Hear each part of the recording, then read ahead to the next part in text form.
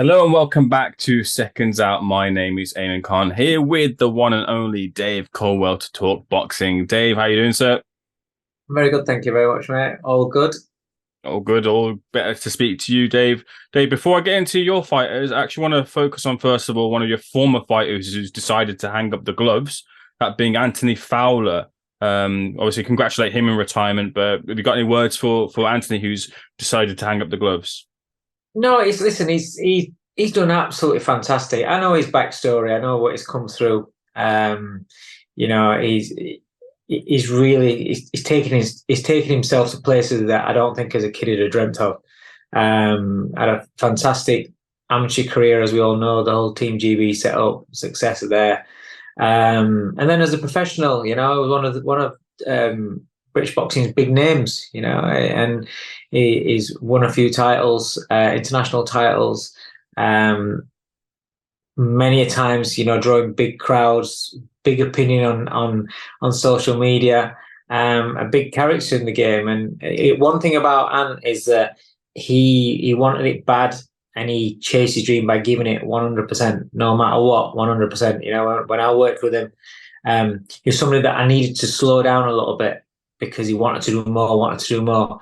You tell him to have the day off, and then you find out that he's actually he's been and done this and been and done that. But that's because of his desire and his hunger. He's not somebody that took his position lightly. It worked for everything he got, and I'm really pleased that outside boxing he's made a success of his life. So he was in a position where he didn't need boxing for the money for quite a while, but he still had that drive, still had that determination, and achieved good things. Now he's got to a stage, he's got family, he's got kids. When you have kids and a family to look after, and your perception of what's important and your selfish dreams kind of change. And he's obviously with Supreme CBD, he's made a really good business for himself there. And despite what people want to knock him for, we always used to have a joke about him, with a CBD constantly. But it's giving him a great lifestyle. And going forward, how old is he? I mean, I don't even know how old he is, 32, something like that. Going forward, being in that position at 32 where you don't need to keep boxing anymore and you have got a nice lifestyle going forward through something that you've set up, then, I'm very proud of him. I'm very happy for him as well. Now, I watched parts of the interview he did with Boxing UK, and I'll watch the full thing when I have a moment in time. But one thing that stuck out to me, which he was addressed, I think Carl Froch said to him, like, if fights were 4 or 5 rounds, he'd be world champion. So, maybe that sort of criticism leveled to him, maybe was a 4 or 5 round fighter. You're someone who saw him in the gym on a daily basis. Just how good was he when he was maybe at the right weight or the weight he needed to be, behind the scenes? Very good. He's a good. It was much better than what you saw on Fight Night. And this is what was frustrating for me as a coach is the head movement, the defense, the feet. That was all. I've got countless hours of sparring footage where you look at him and you think, wow. But then on Fight Night, he tensed up. He tried to. Do you know what it is? I always used to say to him, forget about impressing the fans but he cares a lot about what people think. Or he did as a fighter. He cared. He wanted to, because he knew that people. I think it comes from because he grew up without much, and he understands the value of money.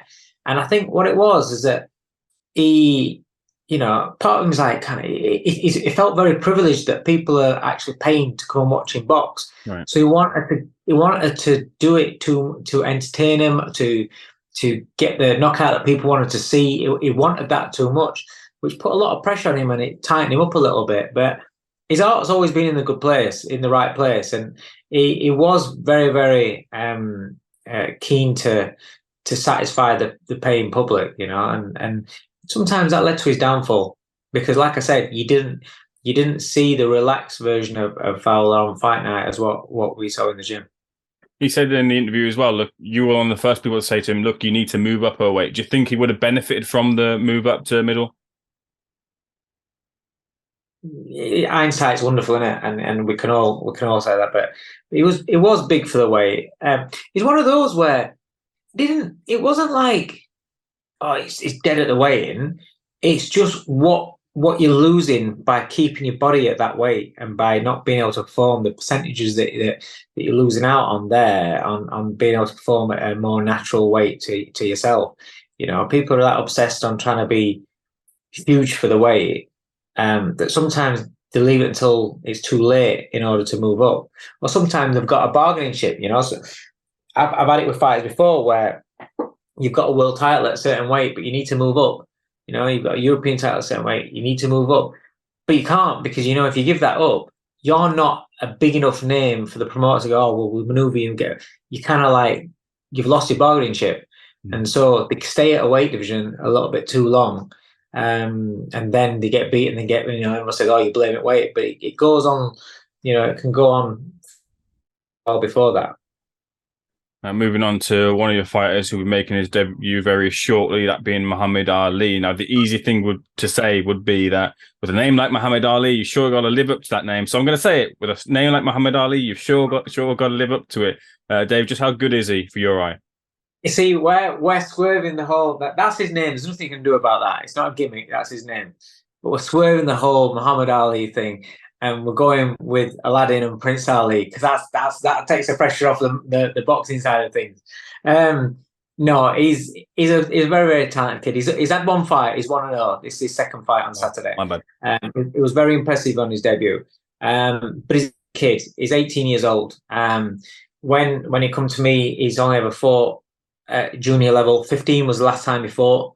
Not sparred men of, without being disrespectful, not sparred quality professional, seasoned professional men. So he's had a lot of grounding, a lot of adjustments to make as a young kid, and I'm very proud of him, because he's done it. He had to do it the hard way, because we had a date when it comes. That's when he's fighting. That's his debut. I'm like, whoa, there's a lot of work to be done there. A lot of psychology for him to improve upon. And he did, and he performed his skin. But then it's since then, there's just his whole demeanor and character's changed. And since then, we've been out to America, and he sparred with, 22-1 professionals. He sparred with Joshua Franco, world champion, and he's sparred brilliant. He's done really well, and he's come away and he's like, whoa, hang on a minute, actually, I can do this. And, he's in with good, I'm talking about not 2 in, 2 out. I'm talking about 6 rounds straight off with Franco, when Franco, at the start of the first 6 rounds, not where he's jumping in after the man's shattered, and he's done well. He's sparred really well, and then when things start getting tough, he's managed those moments, and he's everything that I'm wanting him to do. He showed me on this American trip. I'm very, very proud of him. I really am. Sam Jones, I'm a good mate of Sam's, and Sam speaks very highly about all his fighters, and he speaks very, very highly about Ali. And when he was asking me to coach him, he did. He sold him very, very well. But it's the development in the gym, how I've seen him with his character, and mixing around with the guys in the gym, and just growing as a person. Because 18 is still developing mentally, still developing his own character and everything. But it's, I've always said to Sam, I just want to take my time with him and just allow him to develop and not get carried away. I don't care how, if he looks great. My worst nightmare was on his debut, he was going to go out there and look $1 million, because then, what Eddie's like, he wants to rush it. Oh, it's brilliant, this guy. And I'm like, no, mate, let's start. But Sam's on the same page as me, and so we're gonna take his time with this kid, and let him get more and more seasoned, and let him develop, because he's certainly got the moves. He's flash. He's confident. He's got the he's got the skills. He's got the speed. He's lightning fast. He's incredibly fast, and he's got some pop too. But he's still a kid, so the L plates are staying on for quite a while, and I just want him to develop and gain that experience. Second fight, you'll have to excuse me for that little flub, but it sounds like You might try and swerve it all you like, but it sounds like the comparisons will be made nonetheless. Moving on to Hopey Price. Look, July 1st, James Beech Jr. is the opponent. This feels like the start of the no turning back point for Hopey Price in his career. Yeah, I know everyone. Eddie's one of them. They want him to be let off the leash and this, but I'm looking at long term. When I see somebody that has got immense amount of talent and a great boxing brain and a fantastic mentality, I don't want them rushing so they get beat on inexperience or they just got there, got them there too quick. And I want them to have that foundation being built. And, still it's 10 fights in now. But if you look at his opponents, they've been good opponents for a stage of his career that he's been going through. But this year, what I said to Eddie is that this year I want him to be fighting people that have fought at that championship level, been at championship level and maybe lost titles and then they're on the way down, faded names, things like that for this year. And then next year, then we let him off the leash and then, it's game on. James Beech is just fought for the British and Commonwealth titles at featherweight. This is up his first fight at featherweight. For me, that's a good level for him to be going in at. And, I'm very, very confident in him. Again, he's another one that's gone out to America, sparring some very, very good fighters. And he's grown again as a fighter. I took him out before his first pro fight, and he came back a different fighter. And it's the same again with this time. The experience that he's gained over there as well. It's just developed him more of the fighter. He's a very, very good kid to work with because you can adapt. He can adapt. He understands. He's got a very, very good boxing brain.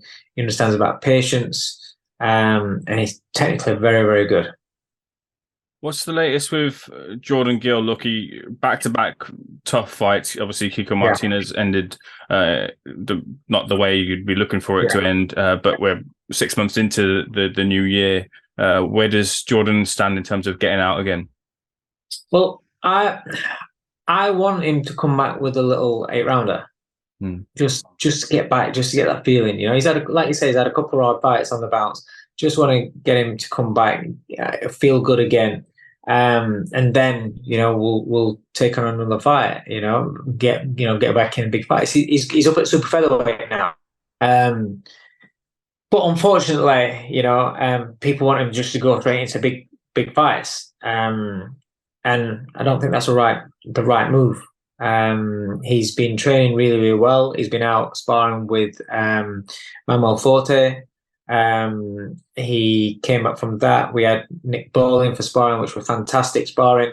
And then he came out to America and he got some great workout in America, including sparring with, the guy that was all over. He busted Ryan Garcia's rib. Okay. The Mongolian fella. He was sparring him out there among others. So he's had a really good block of sparring. So there's nothing to see there and think, oh yeah, he's washed, or so it's just waiting for an opportunity. Look, and it's a bit shit, the game and the business side of things. How you can be a champion, and then as soon as you lose the title, nobody really gives a shit about you, and nobody's willing to bring you back, unless you're I don't know, some big box office draw. But if you've not been promoted and pushed, then profile pushed, then how would you become a big box office draw? So it's a bit frustrating. But I get it. It's a business. I understand that. Jordan understands that. But we're just, there's a couple of little options now that we're looking at and hoping to get some sort of clarity out of that. What's Jordan's stance on it? Not to say that you're not on the same page, but does he want to Is it you holding him back a little bit as well? Is he at the same point? Would he rather like just throw himself in? How does he feel about it? No, he's been happy to, obviously we're obviously listen. Obviously, we're exploring them.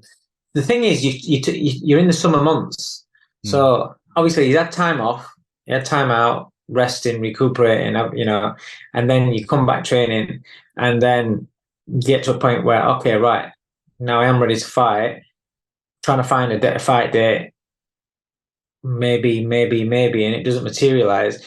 But you're in the summer months, so it's difficult. Promoters tend to just get out either their guys or the guys that they're really concerned about just before summer, fill the cards up with those fighters. And unfortunately, coming off a loss, sometimes that you're not on that list, are you? And that's the new season starts September and everything goes. So it may be a case of that might happen, but I would like him to get out before then. Moving on to a former charge who's obviously a bit more had a bit more success recently, that being Leigh Wood recapturing his world title against Mauricio Lara. What next do you feel for Leigh Wood? The Warrington fight seems like it might be next, but you got this. He looks like a potential killer in Kolmatov, who's a mandatory. What direction, if you were speaking on it, do you think Leigh Wood should take? I'd love the Warrington fight for him. I'd love the Warrington fight. Two massive names in domestically. Both got massive followings, Leeds and Forest there. So it's the fight that everybody talk about, everybody want to see really. His mandatory it does look very, very good, but he's one of these that's not completely proven yet. And Leigh Wood's experience and ability and patience and boxing, boxing brain plus his power. You want to say, oh, that's somebody that he can't beat. You want to say he couldn't beat him. But it's kind of, at this stage of Leigh's career, it's kind of like, why would I want to fight him? What's the upside for it? Because you get to this stage with Leigh, I don't know, maybe he's looking at 1-2 more fights left and that's it. You kind of want the fights that are the sexy fights, the fights that get you excited, get you motivated at this stage of your career, and bring the razzmatazz and the cash, do you know what I mean? And the paycheck. The fight against his manager, they do that. Majority of people haven't heard of him. So at this stage of his career, I don't think that's a fight that he'd be interested in. Warrington all day long. I think that's the one. Or there's a unification. Everybody wants unifications now. If you can get your teeth into that one, that's what you want. That's what that's something that motivates you at this stage of your career. That's a big fight as well. Have you seen much of Kolmatov, Dave? You never really know when it comes to the. I was there. Am I right in saying he's the guy that knocked out Thomas Patrick Ward? That's it. I was there that night, and he's huge. He's huge for starters, and he looks very destructive. But what I will say is that despite a horrendous start, Ward really came back at him. And he made it into a fight, and he obviously asked him questions, and he answered in the end. But he did show that he's not bulletproof. He does get affected by punches. He did feel a few of Ward's punches, and that was a Ward that was like I took so he does look the kind of guy that you look at and go, why do I want to fight that guy? Because he's very, very good. Yeah, and he'll now, because he's gone through a fight like that with Ward, he'll be even better. Mm-hmm. On to a final couple of topics, and I'll let you go, Dave. Last time I spoke to you, you seemed like you kind of hit the nail on the head in terms of some boxing fans' opinions, kind of sort of fatigued about talking about the heavyweight fights that weren't happening but were talked about. I haven't changed. I know that, but let me put this to you. Does an anti-Joshua versus Dillian Whyte 2 fight get you excited as a fan? Oh yeah, yeah. Yeah, of course. Listen, you can't. Oh, if you can't get the one that you so you're a kid and it's your birthday coming up or Christmas coming up, and you've got in your head that you want this present or you want these presents, and then you don't get those two presents, but you get some others. Are you just going to say, "Nah, I don't want them. Don't ever play with them. Don't ever touch them. That's it. Because I wanted them. That's it." No, it might not be your dream. It might not be what you really, really set your heart on.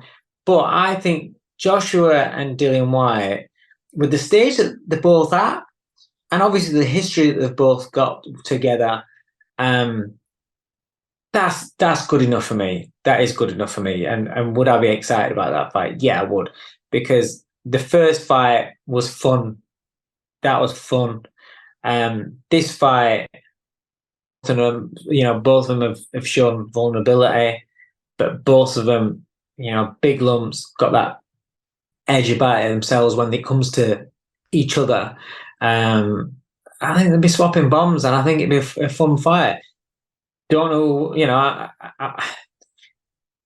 I don't know who else outside the UK would be that interested. It might not be something that appeals to people outside the UK, but for a British fight, and let's not forget, Anthony Joshua's not heavyweight champion anymore, so it's a good fight. It's a good domestic fight. Neither of them are champions, so why not? I don't see what a problem is. If you can't make the Wilder fight, if you can't make the Usyk fight, the Fury fight, then Dillian Whyte too. That's a cracking fight. And if your plan is to fight Dillian next and then Wilder, the fuck's wrong with that? Two-part question here to follow up on the fight. One, forgot what I was going to ask you. Here we go. Let's go. That's not happened in a long time. I've got it again. Here we go. Two-part question to follow up on anti-Joshua versus Dillian Whyte. First of all, do you see the same outcome as the first one? And then secondly, look, if AJ's confidence has gone, as people have been saying in the boxing sphere, is that enough for Dillian Whyte to capitalize upon for him to maybe get the victory this time round?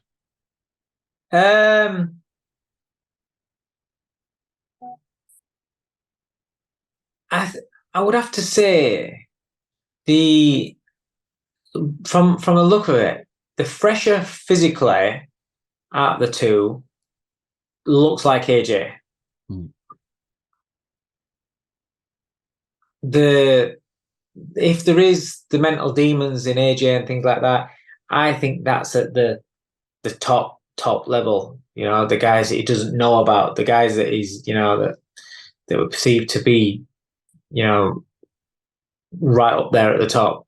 I think the fact that he's beaten Dillian already, and the fact Dillian get crashed onto the canvas by Fury, just that visuals and that memory as well, I think that just feeds into his confidence rather than the hesitancy that he's been shown against the unknown sort of quantities. When he's got something that he knows in front of him, I think then without being disparaging and being insulting, the bully, we want to see the bully side of AJ, that confidence that goes with it, And I think when he knows somebody that's in front of him like that, I think the bully comes out of him a little bit, and so he's more confident, and he'll probably let his hands go more. I think it's a good fight. It wouldn't surprise me if Dillian did him, but I would make AJ a favourite.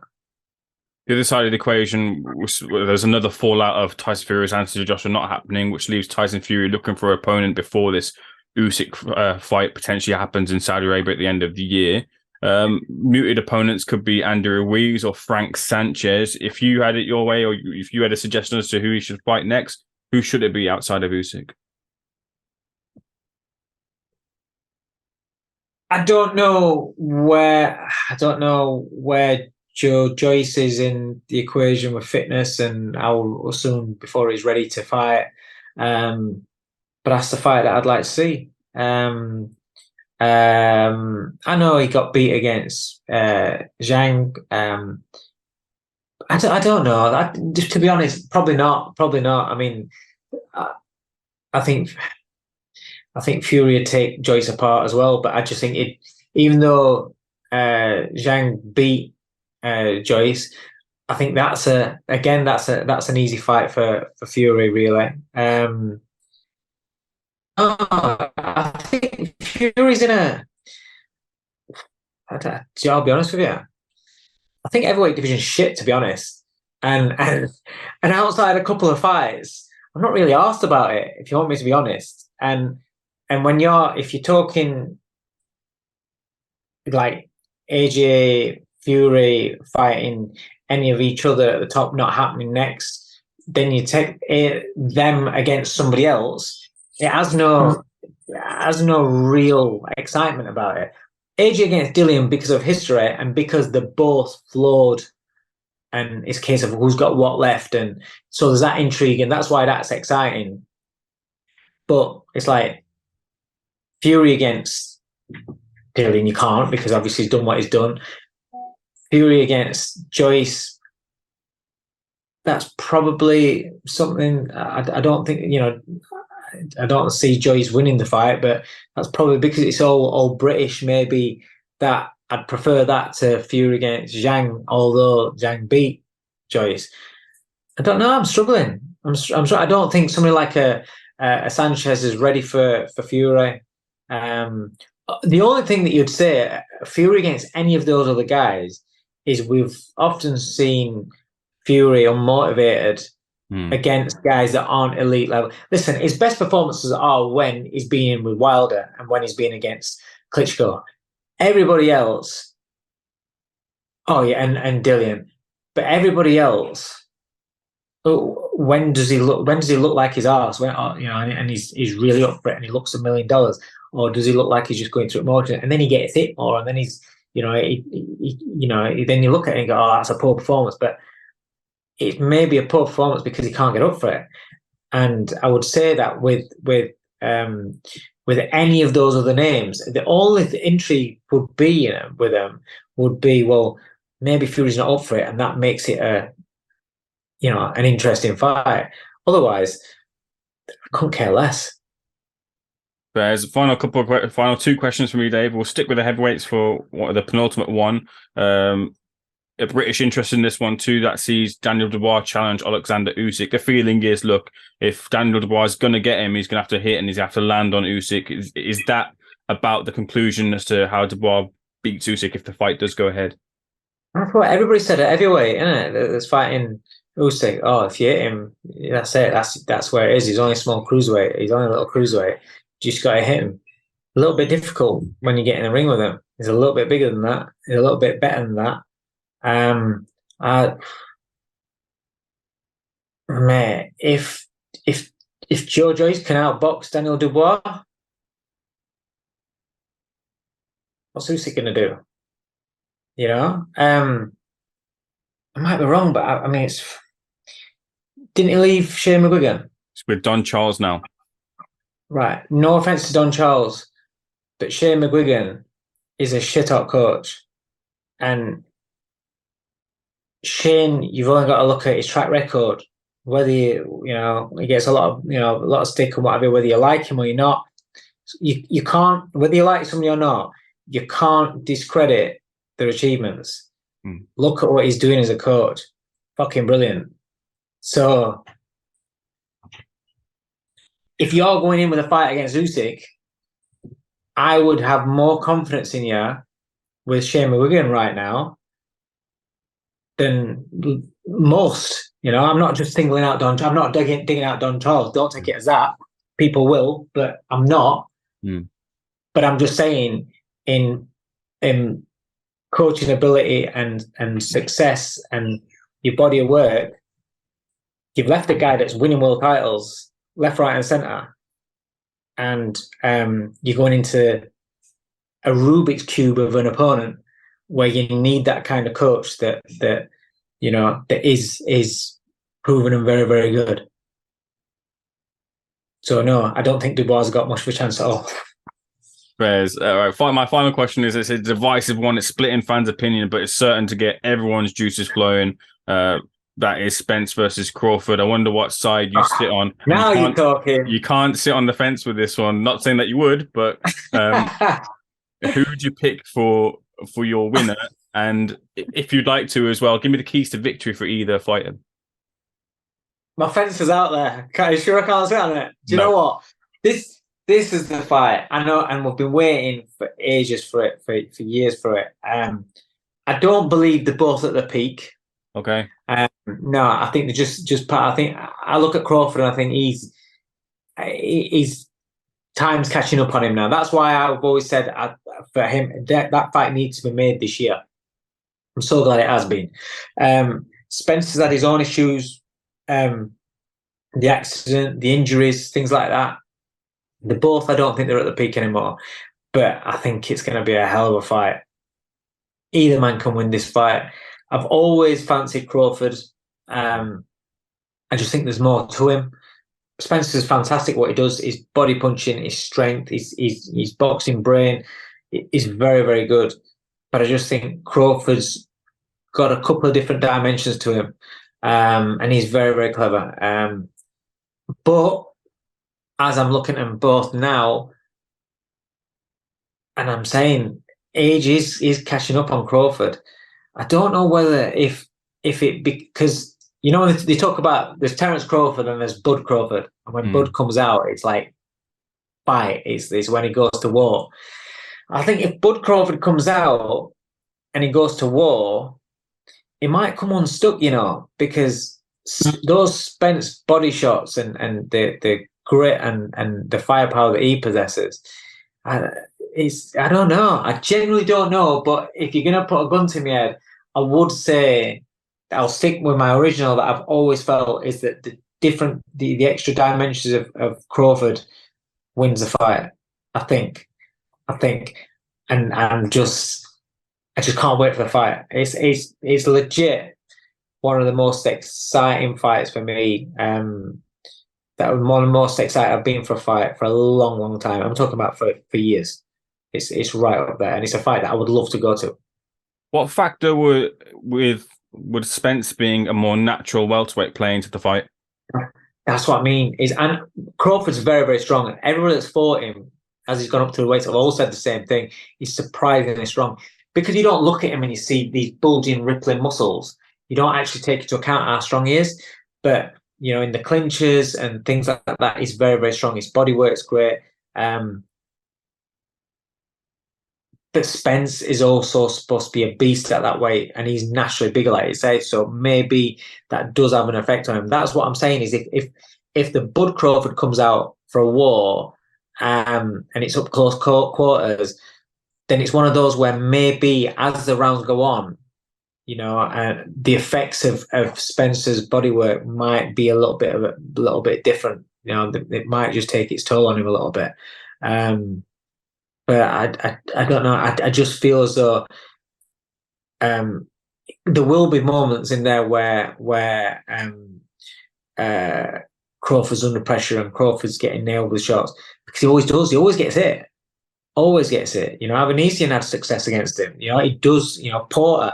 He does. That's what makes him so exciting. But then he always adjusts, and that's what I'm saying. He's got that ability to be able to adjust.